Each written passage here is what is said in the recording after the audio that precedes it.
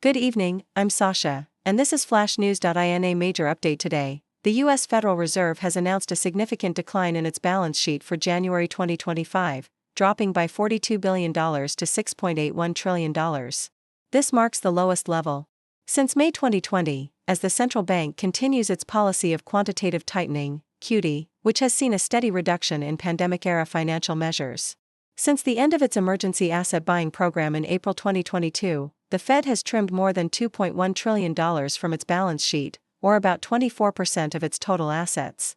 This marks a dramatic shift from the unprecedented expansion seen during the pandemic, where assets ballooned by over $4.8 trillion in just over 2 years. Key components of this reduction include Treasury securities. The Fed's holdings of Treasury bonds dropped by $25.2 billion in January alone.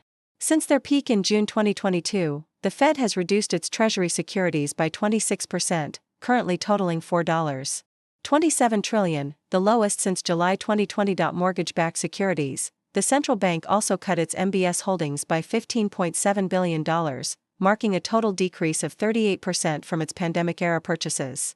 This brings the MBS total to $2.23 trillion. Meanwhile, several of the Fed's emergency bank liquidity programs have seen substantial declines, with balances on these facilities now near zero. Most notably, the Bank Term Funding Program, BTFP, which was introduced after the collapse of Silicon Valley Bank in 2023, now stands at just $197 million, a sharp drop from its peak of $168 billion. The program will officially expire in March 2024. In other news, the discount window, the Fed's traditional liquidity source for banks, also saw a decline, with borrowings falling to just $3.1 billion, a far cry from the $153 billion peak during the banking panic of March 2023.